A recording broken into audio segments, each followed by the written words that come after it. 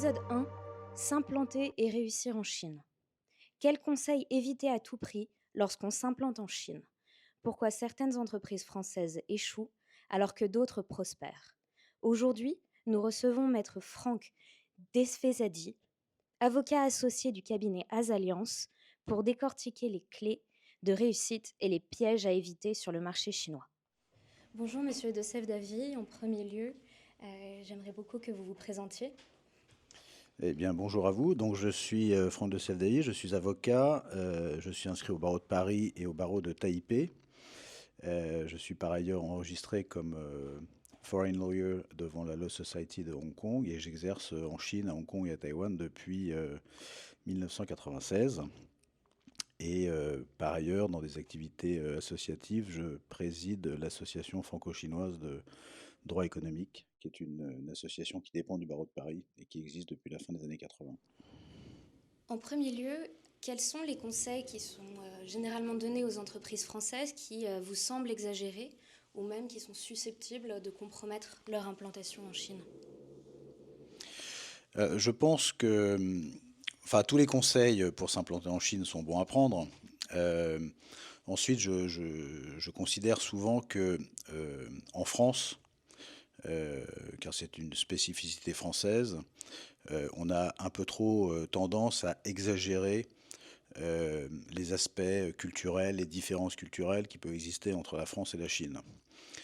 Donc tous les conseils qui viennent à souligner un peu trop fortement ces différences, parfois sont inutiles et parfois peuvent être dommageables. Donc, si vous voulez, quand vous allez vous implanter en Chine, l'important c'est de faire une étude de marché, essayer de récupérer des informations, d'avoir un business plan, de s'intéresser, si c'est un projet industriel, euh, aux questions d'approvisionnement, de logistique, etc. Euh, Après, si vous voulez, il ne faut bien évidemment pas sous-estimer les différences culturelles qui peuvent exister entre la France et la Chine, mais il faut jamais les surestimer non plus. Euh, voilà, donc quand vous vous intéressez à la Chine, très rapidement, on va vous parler de FAS, de Guanxi, de relations. Bon, ce sont effectivement des choses qui existent en Chine, mais pour ma part, je considère que en Europe, en France, dans les pays arabes, en Afrique, il y a des questions de FAS, il y a des questions de relations. Donc c'est pas spécifique à la Chine. Et comment vous définiriez la face et le Guangxi pour ceux qui l'ignorent? Bah, disons que la phase telle qu'on la comprend souvent en Europe, c'est essayer de ne pas choquer ou froisser son interlocuteur. Euh, mais en réalité, c'est un peu plus que ça. Et souvent, en Chine, il y a un jeu très compliqué entre Chinois, dans lequel je recommande souvent pour des Occidentaux de ne pas tenter d'y entrer. Il y a un jeu très compliqué de face, c'est-à-dire de placer son interlocuteur dans une situation telle qu'il ne pourra pas vous faire perdre la face. Donc c'est un peu plus compliqué que le simple respect de son interlocuteur. Voilà, c'est la même chose pour les guanxi, donc les relations. Euh, enfin, nous sommes bien placés en France pour savoir que c'est quand même plus facile de réussir, quel que soit son projet, professionnel ou personnel, si on a des relations, que si on n'en a pas. Euh, et là encore, si vous voulez, il ne faut pas non plus y accorder trop d'importance. Vous mentionnez tout à l'heure la question de savoir est-ce qu'il y a parfois un aspect dommageable à donner trop d'importance à certains aspects ou certains conseils. Si vous donnez trop d'importance, par exemple, aux relations, vous pouvez sous-estimer les questions juridiques, économiques ou logistiques au motif que vous avez effectivement, souvent à travers un partenaire, une très très bonne relation avec des autorités ou avec quiconque. Le problème, c'est que si vous avez une très très bonne relation avec quelqu'un via par exemple votre partenaire, ce partenaire peut, via cette très très bonne relation, euh, changer un jour son fusil d'épaule et décider de ne plus être votre allié. Donc il faut faire très attention à ces questions et ne pas y donner, encore une fois, une importance trop significative. Pour garantir son implantation en Chine également, selon vous, quels sont les acteurs institutionnels ou industriels qui peuvent la faciliter, à la fois pour la mise en œuvre de la plantation, mais également pour comprendre l'environnement local?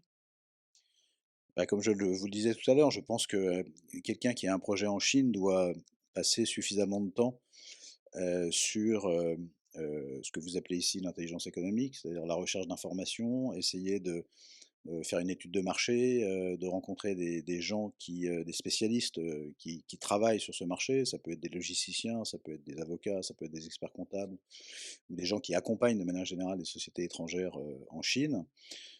Donc vous avez quand même un tissu, y compris par exemple si vous êtes un industriel, vous avez forcément des clients ou des fournisseurs qui sont déjà en Chine ou qui ont déjà une activité ou une présence ou une expérience avec la Chine. Donc il ne faut pas hésiter vraiment à passer pas mal de temps sur cette collecte de renseignements. Voilà, en sachant et en gardant à l'esprit très souvent, parce que là encore c'est une spécificité beaucoup de sociétés françaises, que l'information gratuite, parfois elle ne vaut rien par définition. Donc lorsque l'on voit par exemple le temps, l'énergie et l'argent qui sont dépensés par des entreprises japonaises, des entreprises américaines, ou même des entreprises allemandes en Chine, elles consacrent un temps très significatif à tout ce qui est justement donc intelligence économique, pour essayer de comprendre le marché, comprendre les interlocuteurs, les clients, etc. Après, vous avez tout un tissu d'institutionnels qui sont très utiles en Chine, les chambres de commerce, les conseillers du commerce extérieur. Il y a une chambre de commerce française en Chine, mais il y a aussi des chambres de commerce françaises de plusieurs régions qui sont présentes en Chine. Vous avez l'ambassade avec ses services économiques qui peuvent aussi, avec UbiFrance, sous son nouveau nom que j'ai probablement oublié. Donc vous avez pas mal d'institutions et d'institutionnels, et puis vous avez aussi les banques qui sont très présentes en Chine et qui sont susceptibles d'apporter pas mal d'informations. Et les autorités locales? Ah, les autorités locales, elles sont intéressantes, encore faut-il y avoir accès, ça c'est la première chose. Donc c'est le ministère du Commerce a des antennes dans toutes les provinces, toutes les grandes municipalités, dans toutes les villes, donc là c'est intéressant d'aller les voir. Maintenant, ce qu'il faut savoir, c'est que la plupart des autorités locales ont pour fonction de promouvoir leur ville, leur municipalité, leur province. Donc forcément, il y a un prisme qui ne doit pas être négligé, mais c'est effectivement une source d'information. Avez-vous identifié des points communs parmi les entreprises qui ont réussi à s'implanter durablement sur le marché chinois et à être prospères? Alors, en lien avec ce qu'on vient d'évoquer, on va dire que les entreprises qui réussissent le mieux sont celles qui ont passé du temps à collecter de l'information préalablement à leur implantation ou à leur projet ou à la mise en place de leur contrat. Et donc, on ne soulignera jamais assez l'importance de tout ce qui relève effectivement de l'intelligence économique. Euh, Ensuite, je dirais que il y a deux choses qui me paraissent comme cela à brûle pour point caractériser les entreprises qui réussissent de manière pérenne en Chine. La première, c'est quand il y a une implication très forte du siège social. Euh, je me répète parfois, mais un industriel lyonnais qui monterait une usine à Saint-Étienne, il y serait toutes les semaines. Si le même industriel lyonnais monte une usine en Chine et qu'il y est que 2 fois par an, il va y avoir un problème à un moment ou à un autre. Donc il faut qu'il y ait une forte implication des équipes françaises et européennes dans un projet pour maintenir le contact, veiller à ce que tout se passe conformément à ce qui était prévu au départ, former les équipes chinoises, écouter ce que les équipes chinoises ont à vous dire qui pourrait être spécifique à la Chine. Donc c'est vraiment ceux qui réussissent sont vraiment ceux qui consacrent du temps à leur investissement ou à leur projet en Chine. Et puis ensuite, un autre élément, et qui a été très révélé par la période Covid, c'est que ceux qui réussissent, c'est ceux qui sont à la fois capables de s'adapter. On utilise beaucoup le terme d'agilité actuellement, parce que c'est très à la mode, mais c'est vraiment ça. Il faut pouvoir s'adapter et surtout faire confiance à ces équipes chinoises.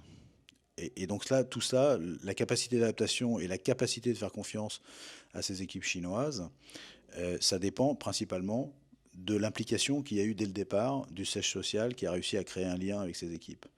Donc je dirais que c'est un peu ça qui, pour moi, donne les bases d'une réussite probable en Chine.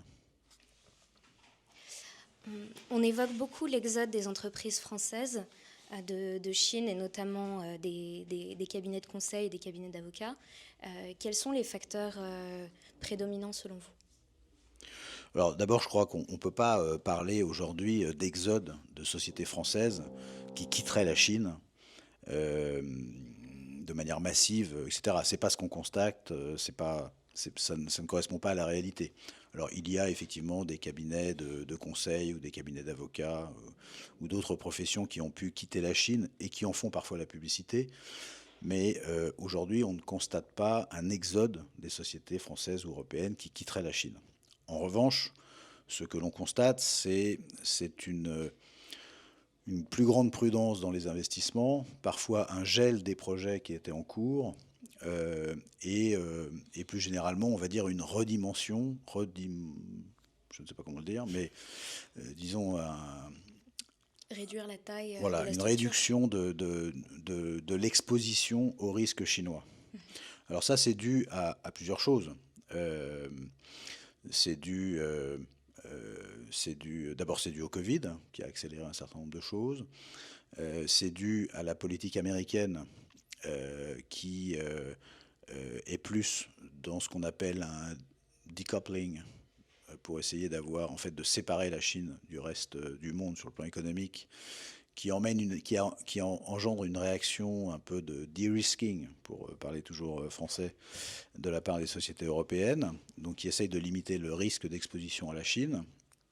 Euh, et puis aussi des facteurs, je dirais, classiques.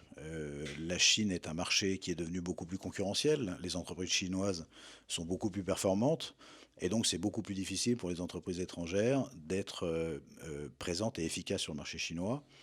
Euh, les, euh, il y a aussi, je dirais, une sinisation très importante des équipes des sociétés étrangères en Chine. Donc, beaucoup de sociétés qui seraient considérées comme des sociétés étrangères, en fait, apparaissent aujourd'hui sur le marché comme étant complètement chinoises. Et ça, c'est dû tout simplement à la montée en compétences, en gamme des dirigeants, des managers et des responsables chinois. Euh, donc voilà, il y a et puis enfin, je dirais que la guerre en Ukraine n'arrange pas les choses. Euh, la- L'exposition au risque rend certaines entreprises un peu frileuses. Mais je crois que la raison principale, c'est quand même la tension sino-américaine qui fait que les entreprises regardent la Chine avec beaucoup de prudence. Maintenant, ce que l'on voit par contre, non pas comme exode, mais comme réduction significative de présence étrangère en Chine, cela concerne les expatriés. Mais ça a commencé avant le Covid, ça s'est accéléré pendant le Covid, et c'est dû principalement au fait que les entreprises étrangères ont de moins en moins besoin d'expatriés et de plus en plus besoin de talents chinois. Et en ce qui concerne les entreprises ayant des activités dans les secteurs stratégiques pour l'État chinois, où l'État chinois va favoriser des entreprises locales pour garantir une autonomie, voire une souveraineté sur ces questions. Vous ne pensez pas que l'implantation est plus difficile? Oui, mais enfin, c'est aussi ce que j'appelle la montée en compétence des sociétés chinoises. C'est-à-dire que, effectivement, enfin, moi j'ai connu une époque où l'industrie nucléaire française arrivait très fortement en Chine euh, et avait un fort impact sur le marché chinois. Aujourd'hui, ce sont les sociétés chinoises qui construisent pour EDF et qui participent à la construction pour EDF de sociétés de centrales nucléaires, par exemple en Grande-Bretagne. Donc le savoir-faire a été assimilé par les Chinois. Il y a 20 ans ou 25 ans, la France était leader dans le domaine du ferroviaire. Aujourd'hui, c'est très difficile pour les entreprises françaises de concurrencer des entreprises ferroviaires chinoises qui exportent partout dans le monde. Et ça aussi, c'est une montée en compétences.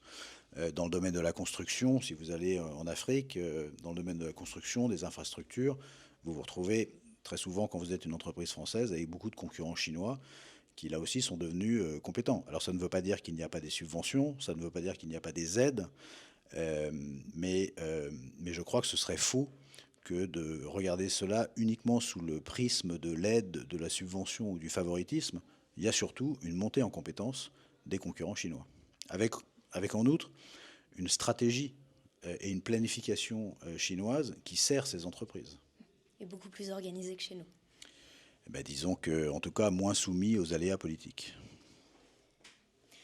On évoque toujours, c'est le cas de le dire, on évoque toujours les difficultés rencontrées par les entreprises en Chine.